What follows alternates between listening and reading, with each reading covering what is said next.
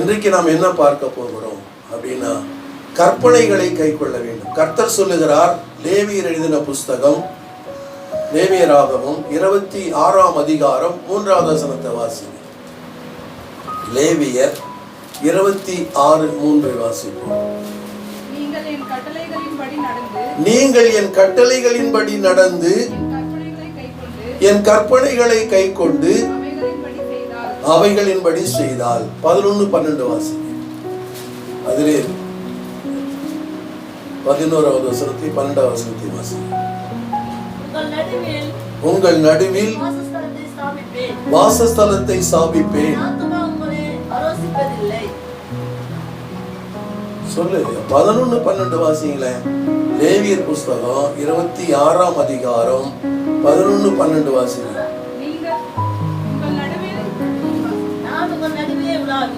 நான் உங்கள் நடுவிலே உலாவி உங்கள் தேவனாயிருப்பேன், நீங்கள் என் ஜனமாயிருப்பீர்கள்.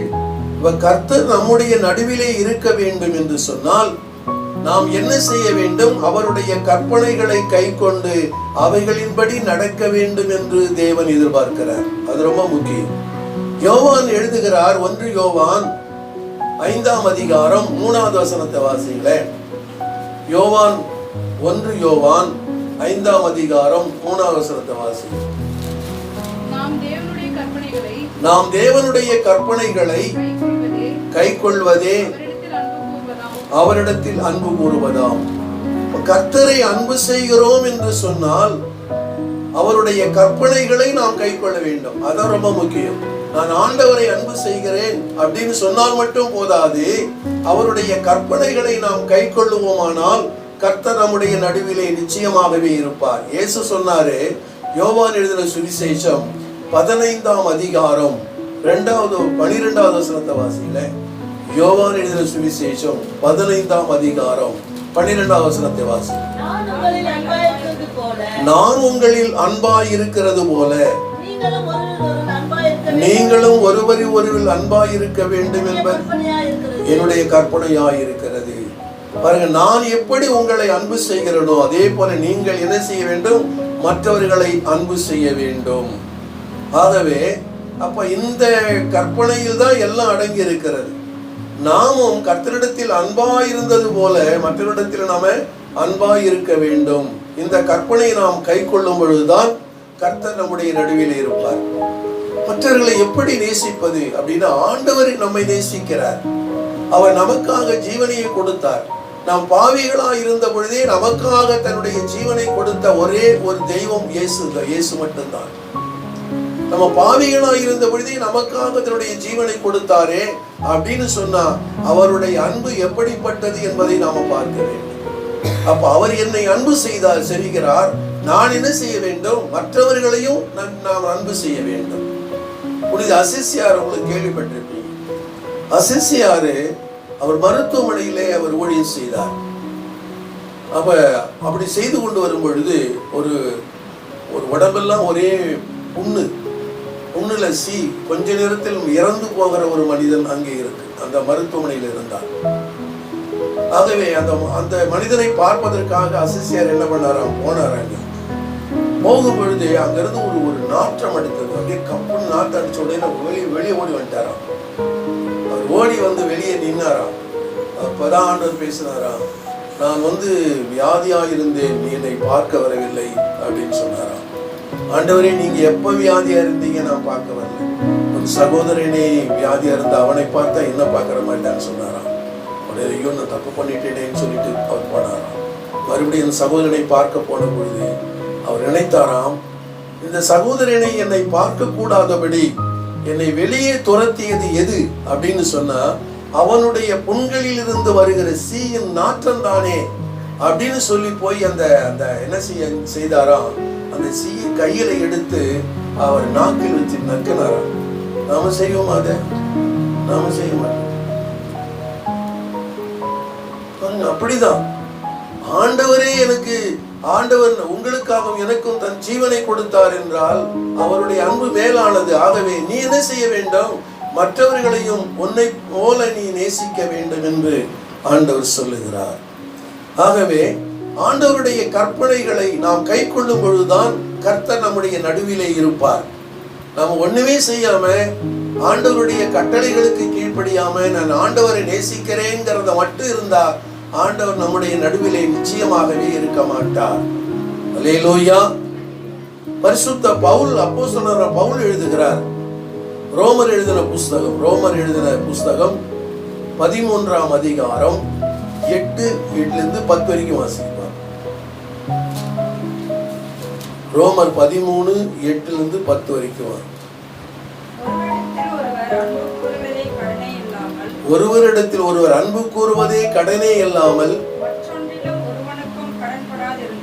மற்ற ஒன்றிலும் கடன்படாதிருங்கள். பிறனிடத்தில் அன்பு கூறுகிறவன் நியாய பிரமாணத்தை நிறைவேற்றுகிறான். எப்படி என்றால்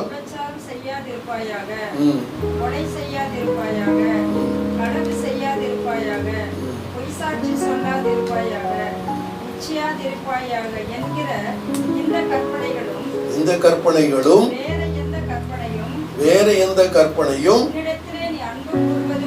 உன்னிடத்திலே அன்பு கூறுவது போல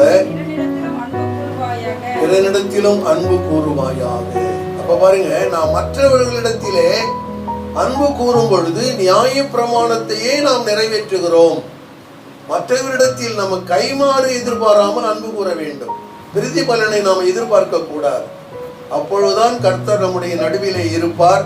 நாம் என்ன செய்ய மாட்டோம்? தீங்கை காண மாட்டோம். நம்முடைய வாழ்க்கையில நம்மை தீங்கை காணாது இருக்க வேண்டும் என்றால் கர்த்தர் நம்முடைய நடுவிலே இருக்க வேண்டும்.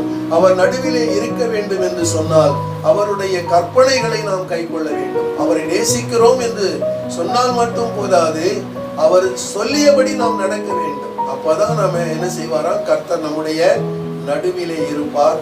நாம தீங்கை காண மாட்டோம். அல்லேலூயா, அல்லேலூயா. வாசிக்கலாம். யாத்திராகமம்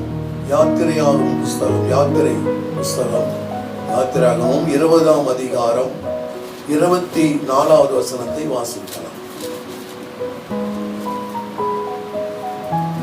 20 மண்ணினாலே பலிபீடத்தை எனக்கு உண்டாக்கி அதின் மேல் உன் ஆடுகளையும் உன் மாடுகளையும் சர்வாங்க தகன பலியாகவும் சமாதான பலியாகவும் செலுத்துவாயாக.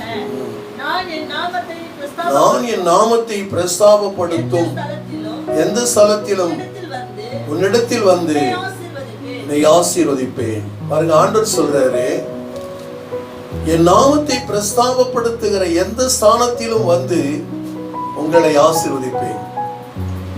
அப்ப கர்த்தருடைய நாமம் தான் நம்ம பலத்த துருவகம். நீதிமான் அதற்குள்ளே ஓடி சுகமாய் தங்கி இருப்பான். அப்ப யாரு நீதிமான்? நீங்களும் நானும் நீதிமானாக இருக்கிறோம். இயேசு கிறிஸ்துவின் ரத்தத்தினாலே கழுவப்பட்ட நீங்களும் நானும் நீதிமானாக இருக்கிறோம். அப்படின்னு சொன்னா அவருடைய நாமத்தை பிரஸ்தாபப்படுத்தும் எந்த ஸ்தலத்திலும் இறங்கி வந்து நான் உன்னை ஆசீர்வதிப்பேன் ஆண்டவர் சொல்றார். இப்ப ஆண்டவருடைய நாமத்தை என்ன செய்ய வேண்டும்? மற்றவர்களுக்கு சொல்லும் பொழுதுதான் அவர் நம்முடைய மத்தியிலே அவர் பிரசன்னமாக வந்து நம்மை ஆசீர்வதிப்பார். நாம சொல்லணும். போய் ஆண்டவர் அதைத்தானே சொன்னாரு, நீங்க போய் உலகம் முழுதும் போய் சொல்லுங்கன்னு தானே சொன்னாரு. சொல்லணும். அப்ப ஆண்டவருடைய வார்த்தைகளுக்கு நாம கீழ்ப்படிந்தால்தான் அவர் நம்முடைய நடுவிலே இருப்பார். அவர் இல்லைன்னா இருக்க மாட்டார். மற்றவர்களுக்கு இயேசுவை பற்றி நாம் அறிவிக்க வெட்கப்படவே கூடாது. இயேசு சொன்னாரு, மத்தேயு எழுதின சுவிசேஷம் 10ஆம் அதிகாரம் 32 33 வசனங்களை வாசிங்களே.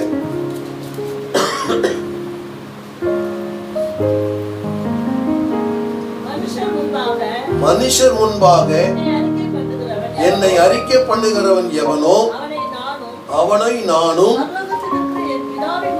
பரலோகத்தில் இருக்கிற என் பிதாவின் முன்பாக அறிக்கை பண்ணுவேன். மனுஷருக்கு முன்பாக என்னை மறுதலிக்கிறவன் எவனோ அவனை நானும் பரலோகத்தில் இருக்கிற பிதாவின் முன்பாக மறுதலிப்பேன். பாருங்க, கர்த்தருடைய அன்பையும் ரட்சிப்பையும் மோட்ச பாக்கியத்தையும் நாம் என்ன செய்ய வேண்டும்? மக்கள் மத்தியிலே போய் சொல்ல வேண்டும். அதற்கு வெட்கப்படவே கூடாது. சொன்னாரு, ஒருவன் எனக்கு ஊழியம் செய்தால் பிதாவானவர் அவனை கனப்படுத்துவார். பாருங்க, ஊழியம் செய்கிற பிள்ளைகளை தேவன் என்ன செய்யறமாறு ஒரு நாளும் வெட்கப்படுத்தவே மாட்டார். அதனால நாம என்ன பாடுகள் அனுபவிச்சாலும் சரி, ஊழியத்துக்கு போயிட்டு பாடுகள் நமக்கு சந்தித்தாலும் ஆண்டவர் பார்த்து கொள்ளுவார். இன்னைக்கு ஏன் ஊழியத்துல பாடுகள் வருகிறது அப்படின்னு சொன்னா, ஜெபம் இல்லை. இன்னைக்கு ஊழியத்துக்கு போகணும் அப்படின்னு சொன்னா உடனே புறப்பட்டு போறது இல்லை. ஜெபம் பண்ணணும். ஒரு 3 மணி நேரமாவது ஜெபம் பண்ணிடணும். 1 மணி நேரம் நம்ம ஊழியம் செய்யறோம் அப்படின்னு சொன்னா 3 மணி நேரமாவது தேவ சமூகத்துல உட்கார்ந்து நம்ம ஜெபம் பண்ணணும். ஜெபம் பண்ணிட்டு போகணும். அப்படி ஜெபம் பண்ணிட்டு போய் பாருங்க, அந்த ஊழியத்துல தேவனுடைய நாமம் மகிமைப்படும். இன்னைக்கு நிறைய பேர் அது செய்யறது கிடையாது. உடனே ஊழியம்னா டாக்ஸ் எடுத்துட்டு கிளம்பிட வேண்டியது. அப்படியெல்லாம் போனா நிறைய பாடுகள் தான் நமக்கு, உபத்திரங்கள் தான் நமக்கு வரும். ஆக இந்த பிரசன்னத்தோடு கூட போகணும். தேவ சமூகத்துல ஜெபம் பண்ணிட்டு பிரசன்னத்தோடு போகணும். நம்ம கோரிமேட்ல ஒரு சபை இருக்கு, முழு வேதாகம சபை என்று சொல்லி. அதுல அந்த பாஸ்டர் கேப்டனாக, கப்பல்ல கேப்டனாக இருந்தவர். அவர் ஆரம்ப நாட்களிலே, ஊழிய நாட்களிலே நானும் அவரோடு தான் இருந்தேன். ஒரு 5 பேர் மட்டும்தான் இருந்தோம் அப்பொழுது. அப்ப அவர் என்ன பண்ணுவாருன்னா, முழங்கால இருந்து ஜெபம் பண்ணிட்டே இருப்பார். நாங்கெல்லாம் ஜெபம் பண்ணிட்டு எங்கள்கிட்ட ட்ராக்ஸை கொடுத்து அனுப்பிடுவார். போங்க அப்படியே மொழி செஞ்சுடுவாங்க அந்த பகுதியில். அவர் முழங்காலிலேயே நின்று என்ன செய்வார் தெரியுமா? ஜெபம் பண்ணிட்டே இருப்பார். ஏன்னா அந்த ஜெபம் தான் எங்களை என்ன செய்யும், நாங்கள் ஊழியத்தினுடைய பாதையிலே போகிற பொழுது அது எங்களை பாதுகாத்துக் கொள்ளும். அவர் நல்ல ஒரு ஜெப ஒரு வீரர் அப்படின்னு தான் நான் சொல்லுவேன். ஆகவே பாருங்க, அப்ப ரொம்ப ஜெபம் முக்கியம். ஊழியம் செய்வதற்கு நம்ம அது உந்துகோலாய் இருப்பது எது? ஜெபம் தான். ஜெபம் இல்லையில் ஊழியம் இல்லை. ஜெபம் செய்துவிட்டு தான் ஊழியத்திற்கு நாம் போக வேண்டும். ரோமர் எழுதின புஸ்தகம் 1ஆம் அதிகாரம் 16வது வசனத்தை வாசிங்க. ரோமர் 1:16. கிறிஸ்துவின் சுவிசேஷத்தை குறித்து நான் வெட்கப்படேன். பவுல் எழுதுறார், கிறிஸ்துவின் சுவிசேஷத்தை குறித்து நான் வெட்கப்படேன் அப்படின்னு சொன்னா, கிறிஸ்துவை சொல்லுவது நம்முடைய கடமை. அது அதற்காகத்தான் தேவன் உங்களையும் என்னையும் தெரிந்து கொண்டிருக்கிறார். நாம் அப்படியே இருக்கிறது இல்லை. நாம போய் என்ன செஞ்சோம், நம்மை ரட்சித்த இயேசு கிறிஸ்துவை மற்றவர்களுக்கு நாம் சொல்ல வேண்டும்.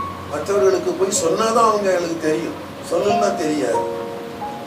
அப்ப அது நம்முடைய கடமையாக இருக்கிறது. இந்த 1 கொரிந்தியர் 9ஆம் அதிகாரம் 16வது வசனத்தை வாசிங்க.